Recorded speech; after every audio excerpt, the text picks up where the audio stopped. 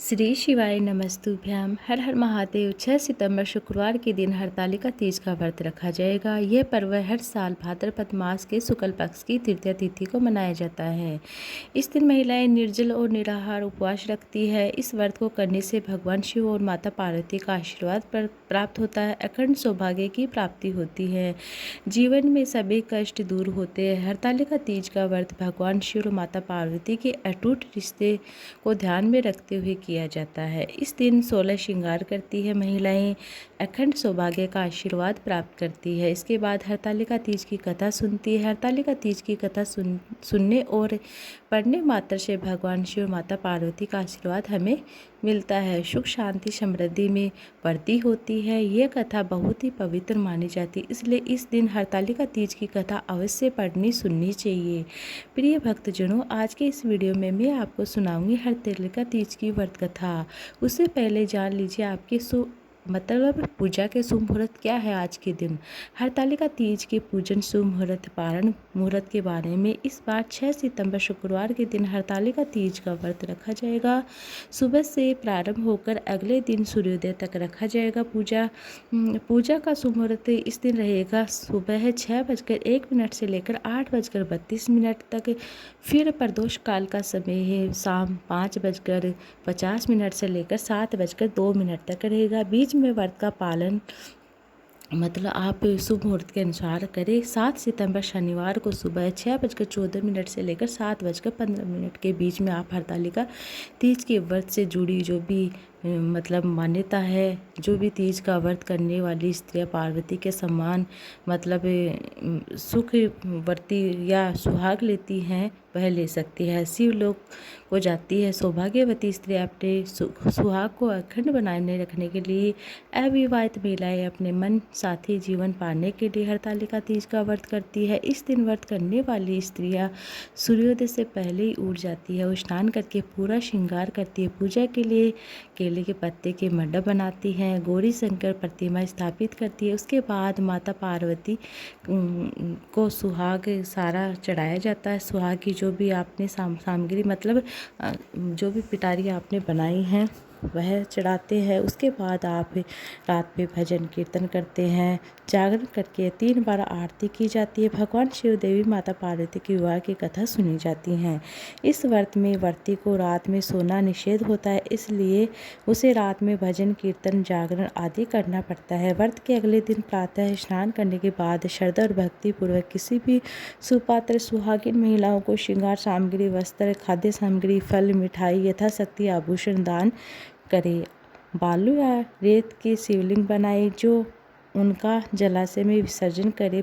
सुबह दूसरे दिन आपको विसर्जन करना है सुबह सुबह उठ के, और खीरा खाकर व्रत को संपन्न किया जाता है।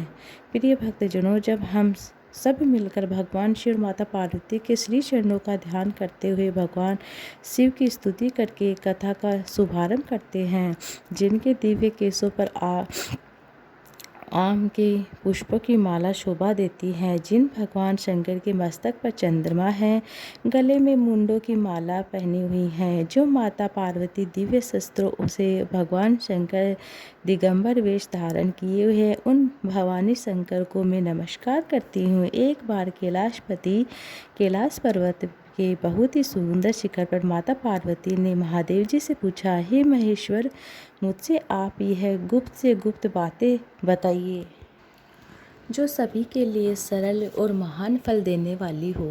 हे नाथ, यदि आप मुझसे प्रसन्न हैं तो आप मुझे दर्शन दे। हे जगन्नाथ, हे आदि मध्य और अंत रहित हैं, आपकी माया कोई पार नहीं है।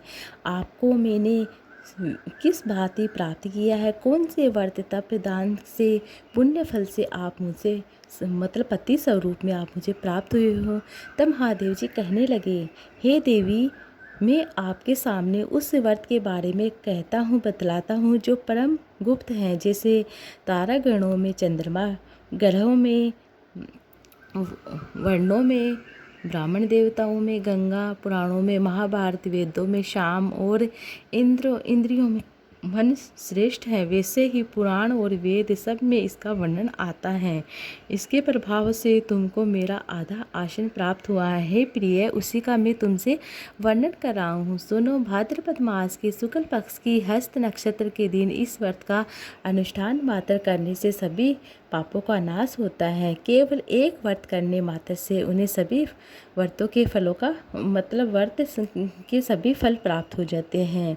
तुमने पहले हिमालय पर्वत पर इसी महान व्रत को धारण किया था, जो अब मैं आपको सुनाने जा रहा हूँ। ध्यान से सुनिएगा। तब पार्वती जी बोलती, हे प्रभु, इस व्रत को मैंने किस लिए किया था, यह मुझसे सुनने की इच्छा हो रही है, सो कृपया करके कहिए। तब शंकर भगवान बोलते हैं, आर्यवर्त में हिमालय नाम का एक महान पर्वत जहाँ अनेक प्रकार की भूमि अनेक प्रकार के वर्षों से सुशोभित हैं, जो सदैव बर्फ से ढके हुए गंगा की कल कल ध्वनि से शब्दा रहता है। हे पार्वती जी, हमने वाले काल में उसी स्थान पर परम तप किया था। आपने 12 वर्ष तक महीने में जल में रहकर, वैशाख मास में अग्नि में प्रवेश करके तप किया था। सावन के महीने में बाहर खुले में निवास करके अन्न त्याग करके तुमने तपस्या की थी। तुमने इसने घोर तपस्या को मतलब बहुत घोर तपस्या की थी। उस कष्ट को देखते हुए तुम्हारे पिता को बड़ी चिंता हुई। वह सोचने लगे कि मैं अपनी इस कन्या का विवाह किससे करूं। एक दिन देवर्षि नारद से आपके घर आते हैं। देवर्षि नारद ने तुम शैलपुत्री को देखा। तुम्हारे पिता हिमालय के देवर्षि को विष्णु का रिश्ता लेकर जाते हैं। कहा, हे मुनिवर, आपने यहाँ तक आने का कष्ट कैसे किया, कहिए क्या आज्ञा है। तब नारद जी बोलते हैं, हे गिरिराज, मैं श्री हरि विष्णु के भेजे अनुसार आया हूँ। आप मेरी बात सुनो। आप अपनी कन्या को उत्तम वर को दान करो। ब्रह्मा, इंद्र, शिव आदि देवताओं में विष्णु भगवान के समान कोई उत्तम नहीं है, इसलिए मेरे मत से आप अपनी कन्या का दान श्री हरि विष्णु को करो। तब हे हिमालय, यदि भगवान वासुदेव स्वयं ही कन्या को ग्रहण करना चाहते हैं तो इस कार्य के लिए आप यहाँ आगमन हुए हैं, तब तो यह मेरे लिए अत्यंत ही सौभाग्य की बात है, गौरव की बात है। मैं अवश्य ही मेरी कन्या का विवाह विष्णु के साथ करूँगा। हिमालय का यह आश्वासन सुनते ही देवर्षि नारद आकाश में अंतर्धान हो गए। भगवान श्री हरि विष्णु के पास गए। नारद जी ने हाथ जोड़कर भगवान श्री हरि विष्णु से कहा, प्रभु, आपका विवाह कार्य सुनिश्चित हो गया है। उधर हिमालय ने पार्वती जी से प्रसन्नतापूर्वक कहा, हे पुत्री, मैंने तुमको गरुड़ ध्वज भगवान विष्णु को अर्पण कर दिया है। पिता के इन वाक्यों को सुनकर देवी पार्वती अपनी सहेली के घर गई। पृथ्वी पर गिरकर अत्यंत दुखी होकर विलाप करने लगे। उन्होंने विलाप करते हुए देखा। सखी बोली, हे देवी, तुम किस कारण से दुखी हो, मुझे बताओ, मैं अवश्य तुम्हारी इच्छा पूरी करूंगी। तब पार्वती जी बोली, सखी सुनो, मेरे जो मन की अभिलाषा है सुनाती हूँ। मैं महादेव को वर्ण कर चुकी हूँ। मेरे इस कार्य को पिता ने बिगाड़ना चाहते हैं, इसलिए मैं निस्संदेह शरीर का त्याग करूँगी। पार्वती ने इन वचनों को सुनकर सखी ने कहा, हे देवी, जिस वन को तुम्हारे पिता ने ना देखा हो तुम वहाँ पर चलो। भगवान शंकर कहते हैं कि तब देवी पार्वती अपनी सखी का यह वचन सुनकर ऐसे ही तुमने वन को चली गई। पिता हिमालय ने इधर उधर तुमको सब जगह देखा पर तुम्हें ढूंढ नहीं सके। मेरी पुत्री कोई देव, दानव अथवा किन्नर हरण करके ले गया है। मैंने तो नारद जी को वचन दिया था कि मैं अपनी पुत्री का विवाह भगवान विष्णु के साथ करूंगा। हाय, ये कैसा हो गया। ऐसा सोचकर वह बहुत ही चिंता में डूब जाते हैं और मूर्छित हो जाते हैं। तब सब लोग हाहाकार करते हुए इधर उधर दौड़ते हैं और मूर्छा दूर करते हैं। गिरिराज से बोले कि हमें अपनी मूर्छा का कारण बताओ। हिमालय बोलते हैं कि मेरी मूर्छा का कारण, मेरे दुख का कारण यह मेरी रतन रूपी कन्या को कोई हरण करके ले गया है। सांप ने काट लिया है, किसी सिंह ने मार लिया है, ना जाने कहाँ चली गई। उसी राक्षस ने मार दिया है या किसी राक्षस ने मार डाला है। इस प्रकार कहकर गिरिराज दुखी होकर ऐसे कांपने लगे जैसे तेज वायु के चलने पर कोई वृक्ष कांपता है। इसके बाद, हे पार्वती, तुमने गिरिराज साथियों सहित घने जंगल में ढूंढने निकले। तुम भी सखी के साथ भयानक जंगल में घूमते हुए एक वन में एक नदी के तट पर गुफा में पहुंच गई थी। उस गुफा में तुम अपनी सखी के साथ प्रवेश कर जहां तुम अन्य जल का त्याग करके बालू का शिवलिंग बनाकर मेरी आराधना करी थी, उस समय भाद्रपद मास के हस्त नक्षत्र युक्त तृतीया तिथि तुमने मेरा विधि विधान से पूजन किया था। रात्रि को गीत गायन करते हुए जागरण किया था। तुम्हारे उस महाव्रत के प्रभाव से मेरा आसन डोलने लगा। मैं उसी स्थान पर आ गई जहाँ तुम और तुम्हारी सखी दोनों ही। मैंने आकर तुमसे कहा, हे प्राण, मैं तुमसे प्रसन्न हूँ, तुम मुझसे कोई वरदान मांगो। तब तुमने कहा कि हे देवादिदेव महादेव, यदि आप मुझसे प्रसन्न हैं, आप मुझे कुछ देना ही चाहते हैं, तो आप महादेव जी मेरे पति हो। तब मैं यथास्तु कहकर कैलाश पर्वत को चला गया और तुमने प्रभाव होते ही मेरी उस बालू की प्रतिमा को नदी में विसर्जन किया।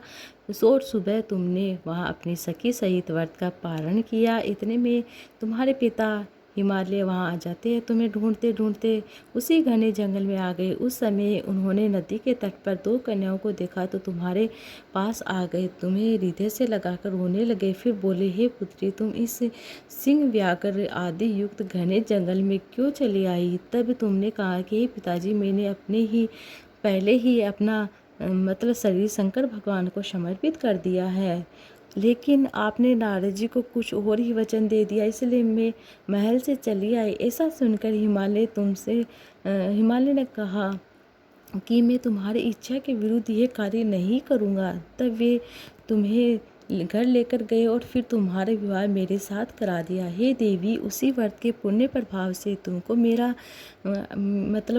अर्धा आसन प्राप्त हुआ है। इस व्रत का राज को मैंने अभी तक किसी के सम्मुख नहीं वर्णन किया। हे देवी, अब मैं तुम्हें बताता हूँ कि इस व्रत का यह नाम क्यों पड़ा है। तुमको सखी हरण करके ले गई थी, इसलिए हरतालिका नाम पड़ा है। पार्वती जी बोली, हे स्वामी, आपने इस व्रत का राज का नाम तो बता दिया, लेकिन मुझसे इसकी विधि फल भी बताइए। इसे करने से किस फल की प्राप्ति होती है? तब भगवान शंकर कहते हैं, बोले कि सौभाग्य की इच्छा रखने वाली महिलाओं को यह व्रत पूरे विधि विधान के साथ करना चाहिए। व्रत में केले के खंभे से मंडप बनाकर उसे बंधनवारों से सुशोभित करके उसे तरह तरह के रंगों से युक्त रेशमी वस्त्र की चांदनी और ऊपर तान के चंदन आदि सुशोभित द्रव्य का लेपन करके महिलाएं एकत्रित होकर शंख, वेदी, मृदंग, घड़े, घड़ियाल आदि बजाएं, विधि पूर्वक मंगला आचरण करें। श्री गौरी शंकर की बालू निर्मित प्रतिमा स्थापित करके फिर भगवान शिव, माता पार्वती का गंध, धूप, पुष्प, दीप आदि से विधि पूर्वक पूजन करें। अनेक नैवेद्य का भोग लगाए। रात्रि को जागरण करें। नारियल, सुपारी, ज्वारी, नींबू, लौंग, अचार, अनार, नारंगी और ऋतु फल आदि फूलों को एकत्रित करके धूप, दीप आदि से पूजन करें। हे कल्याण स्वरूप शिव, हे मंगल स्वरूप शिव, हे मंगल स्वरूप महेश्वरी, हे शिवे, सब कामनाओं को देने वाली देवी, कल्याण रूप आपको नमस्कार है। कल्याण स्वरूप माता पार्वती, हम आपको नमस्कार करते हैं। भगवान शंकर को सदैव नमस्कार करते हैं। हे ब्रह्म रूपिणी, जगत का पालन करने वाली माँ, आपको नमस्कार है। हे सिंह वाहिनी, मैं सांसारिक भय से व्याकुल हूँ, आप मेरी रक्षा करें। हे महेश्वरी, मैंने इसी अभिलाषा से आपका पूजन किया है कि हे देवी, आप मेरे ऊपर प्रसन्न होकर मुझे सुख और सौभाग्य प्रदान कीजिए। इस प्रकार के शब्दों द्वारा उमा सहित शंकर का पूजन किया जाता है। विधि पूर्वक कथा सुनी जाती है। गोवस्त्र, आभूषण आदि ब्राह्मणों को दान दिए जाते हैं। इस प्रकार से व्रत करने वाले सारे पाप नष्ट हो जाते हैं। इस कथा को जो सुनता है, पढ़ता है, उसके सभी मनोरथ पूर्ण होते हैं। कथा समाप्त होने से प्रेम से बोलिए, शंकर भगवान की जय हो, माता पार्वती की जय हो। उम्मीद है ये कथा आपको अच्छी लगी हुई है। कथा अच्छी लगी तो ज़्यादा से ज़्यादा शेयर जरूर से कीजिएगा। कमेंट बॉक्स में श्री शिवाय नमस्तुभ्याम, माता पार्वती और भोले बाबा की जय जरूर से लिखिएगा।